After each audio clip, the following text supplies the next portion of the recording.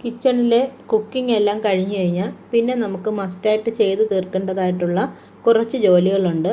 അത് നമ്മൾ അപ്പം തന്നെ ചെയ്ത് തീർക്കുന്നതാണ് നല്ലത്.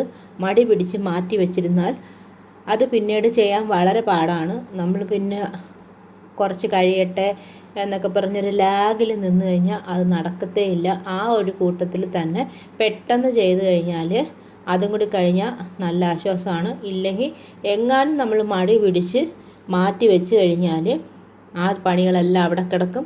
അന്ന് ഉറപ്പായിട്ടും ഒരു ഗസ്റ്റ് വരികയും ചെയ്യും.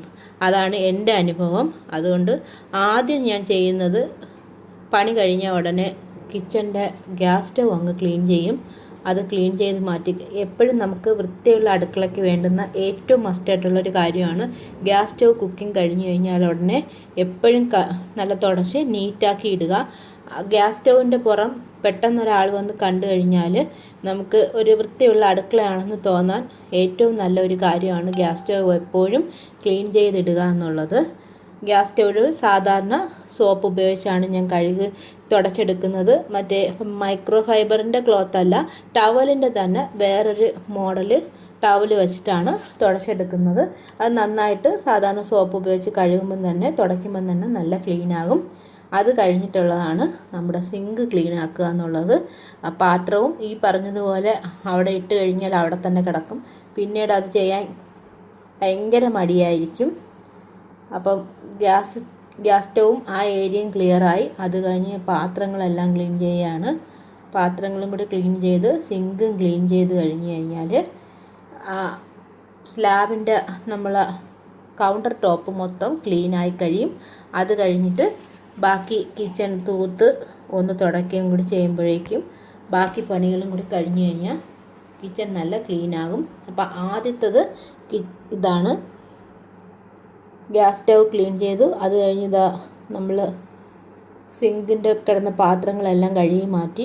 അതും കഴിഞ്ഞിട്ട് ഇനിയിപ്പോൾ നമ്മൾ ആ സൈഡിലിരിക്കുന്ന എല്ലാ സാധനങ്ങളും ഡെയിലി ക്ലീൻ ചെയ്യണം. ഇല്ലെങ്കിൽ അതിനകത്ത് ഒരു ബാഡ് സ്മെല്ലൊക്കെ വരും. മാത്രമല്ല അതിനുമാതിരി വീഴാനൊക്കെ ആകും. അതുകൊണ്ട് ഡെയിലി നമ്മൾ ആ ലിക്വിഡിൻ്റെ കുപ്പി, സോപ്പ് വയ്ക്കുന്ന ഡിഷ്, ഇതെല്ലാം ഡെയിലി നമ്മൾ കഴുകണം. അതുപോലെ തന്നെ തുടയ്ക്കുന്ന തുണിയും അപ്പോഴപ്പോഴും തന്നെ നമ്മൾ കഴുകി മാറ്റിയിടണം. അത് കഴിയുമെങ്കിൽ നല്ല വെയിലിൽ തന്നെ ആ തുണിയൊക്കെ കഴുകി ഉണക്കണം. ഇല്ലെന്നുണ്ടെങ്കിൽ അതിലും ഈ പറഞ്ഞ കണക്ക് ബാക്ടീരിയയും ബാഡ് സ്മെല്ലും ഒക്കെ വരാൻ സാധ്യതയുണ്ട്. സിങ്ക് നമ്മൾ ഡെയിലി കഴുകണം. പാത്രം കഴുകുമ്പോഴെല്ലാം കഴുകുന്നത് നന്നായിരിക്കും. പക്ഷേ അത്രയ്ക്ക് സമയമില്ലെങ്കിലും ഒരു വലിയ ക്ലീനിങ് നടത്തുന്ന സമയത്ത് ഡെയിലി നമ്മൾ സിങ്ക്, ഈ ടവലുകൾ എല്ലാം ഡെയിലി കഴുകി ഇടണം.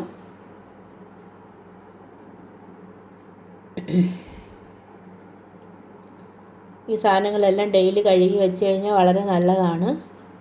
ഇനി ഇതെല്ലാം കഴിഞ്ഞതിന് ശേഷം നമുക്ക് ഇതെല്ലാം ഈ ടവലെല്ലാം ഒന്ന് വെയിലിൽ കൊണ്ടുപോയി ഉണക്കാനിടാം.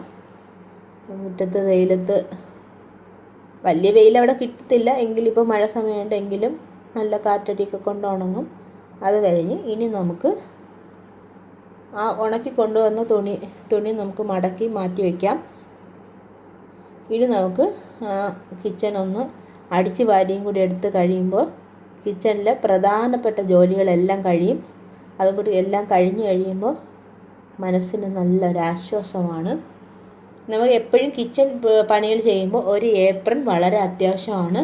നമ്മുടെ ഡ്രസ്സ് നനയാതിരിക്കാനും ആ ഡ്രസ്സിൻ്റെ വയർ ഭാഗമൊക്കെ നനയാതിരിക്കാനും അഴുക്ക് പിടിക്കാതിരിക്കാനും വളരെ നല്ലതാണ്. പിന്നെ ഞാൻ ഉപയോഗിക്കുന്ന ടവൽ ഇതാണ്, സെല്ലോയുടെ ക്ലീനോ എന്ന് പറയുന്ന.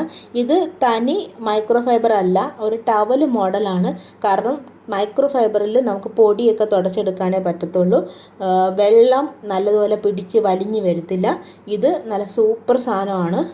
ഇത് ഞാൻ ഓൺലൈനിൽ നിന്നും വാങ്ങിച്ചിട്ടുണ്ട്, ഷോപ്പിൽ നിന്നും വാങ്ങിച്ചിട്ടുണ്ട്. ഇത് 5 എണ്ണത്തിൻ്റെ ഒരു പീസാണ്, ഒരു സെറ്റാണ്. 190 രൂപയാണ് ഇതിൻ്റെ പുറത്ത് ഈ പാക്കറ്റിൽ എഴുതിയിരിക്കുന്ന വില. 5 എണ്ണം 5 കളറിൽ കിട്ടും. നല്ല സാധനമാണ്. കുറേ നാൾ നമുക്ക് യൂസ് ചെയ്യാം. കഴുകി നല്ല ഉണക്കി ക്ലീനാക്കി സൂക്ഷിച്ച് കഴിഞ്ഞാൽ ഇതാണ് ഇതിൻ്റെ സൈസ് എന്ന് പറയുന്നത്.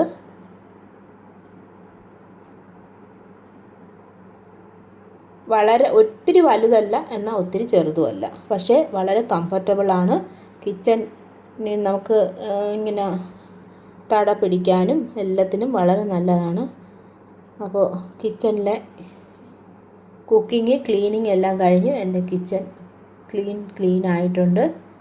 അപ്പോൾ എല്ലാവരും ഈ മെത്തേഡ് ഒന്ന് പരീക്ഷിക്കണം. അതായത് നമ്മൾ കുക്കിംഗ് കഴിയുക, അത് കഴിഞ്ഞിട്ട് ഈ ബാക്കിയുള്ള ജോലികളോട് തീർത്തിട്ട് മാത്രമേ കിച്ചണിൽ നിന്ന് പോകാവൂ. ഇത്രയും ചെയ്തിട്ട് കഴിഞ്ഞാൽ സമാധാനമാണ്. ആരെങ്കിലും പെട്ടെന്ന് വന്നാലും പ്രശ്നമില്ല, നമുക്ക് പണി കഴിയുകയും ചെയ്തു. ഇത് ഇത്രയും കഴിഞ്ഞിട്ട് നമുക്ക് അടുത്ത പണികളിലേക്ക് പോകാം. അപ്പം എല്ലാവരും വീഡിയോയൊക്കെ ഒന്ന് കണ്ട് സപ്പോർട്ട് ചെയ്യണം. വീഡിയോ ഇഷ്ടമായ ലൈക്ക് ചെയ്യാനും ഷെയർ ചെയ്യാനും സബ്സ്ക്രൈബ് ചെയ്യാനും മറക്കരുത്. ഫേസ്ബുക്കിലും ഇൻസ്റ്റയിലും കാണുന്നവർ ഒന്ന് ഫോളോ ചെയ്യണം. എല്ലാവർക്കും നന്ദി.